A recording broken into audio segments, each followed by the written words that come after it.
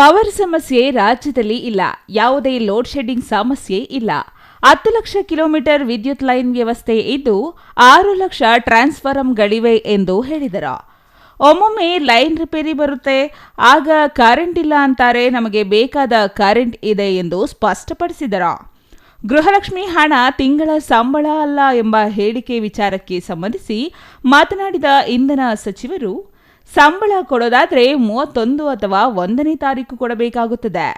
Social welfare ಕೆಲಸಗಳಲ್ಲಿ 15-20 ದಿನ ತಡವಾಗಬಹುದು.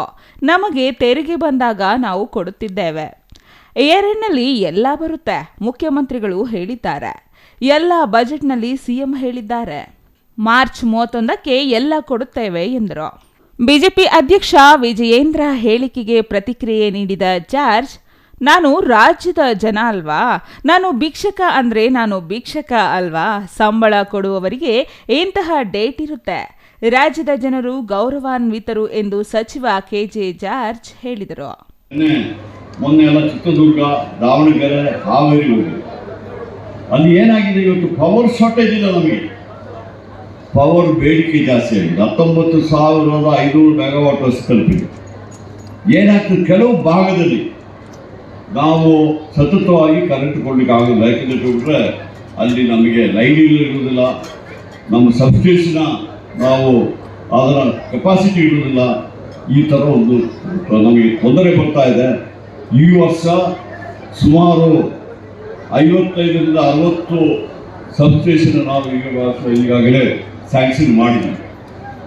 ನಾವು ಬರೀ 1 ವರ್ಷ 2 ವರ್ಷಕ್ಕೆ ನಾವು ಮಾಡೋದಲ್ಲ. ಕಾರ್ಯಕ್ರಮ ಹಾಕಬೇಕಾದ್ರೆ ಇನ್ನು ಮುಂದಿನ 15 ವರ್ಷ 20 ವರ್ಷ ಏನು ಬೇಡಿಕೆ ಬರ್ತದೆ ಅಂತ ಯೋಚನೆ ಮಾಡಿ ಬರುವ ವರ್ಷದಿಂದ ಸುಮಾರು 100 ಸಬ್ಸ್ಟೇಷನ್ಗಳು ನಾವು ಮಾಡುವಂಥ ಒಂದು ಕಾರ್ಯಕ್ರಮಕ್ಕೆ ಈಗಾಗಲೇ ನಾವು ಅದಕ್ಕೆ ಎಲ್ಲ ನಾವು ಕೆಲಸ ಮಾಡ್ತಾ ಇದ್ದೀವಿ.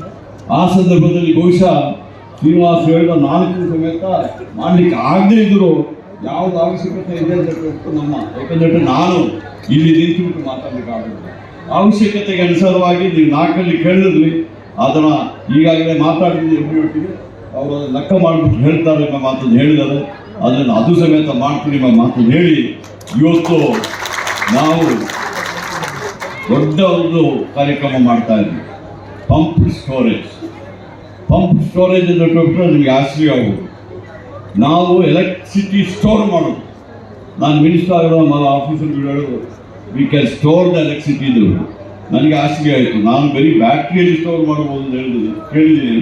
ಇದೇನಪ್ಪ ಹೊಸದನ್ನು ಕೇಳಿದ್ರೆ, ಸರ್ ನಮ್ಮ ಶರಾವತಿಯಿಂದ ನಾವು ಎಲೆಕ್ಟ್ರಿಸಿಟಿ ಮಾಡ್ತೀವಿ, ಆ ನೀರು ಹೊರಗಡೆ ಬರ್ತದೆ, ಅದನ್ನು ಮತ್ತೆ ಅದನ್ನು ಮಾಡಿ ನಾವು ಇನ್ನೊಂದು 2,000 ಮೆಗಾವಾಟ್ ಶರಾವತಿಯಲ್ಲಿ ಹೆಚ್ಚಿಗೆ ಮಾಡ್ಬೋದು ಅಂತ ಹೇಳಿದ್ವಿ.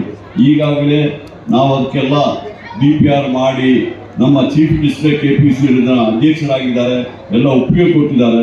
ಈಗ ಎನ್ವೈರನ್ಮೆಂಟ್ ಕ್ಲಿಯರೆನ್ಸ್ಗೆ ಹೋಗ್ತಾರೆ. Maruti, CTV news, Nelamangala.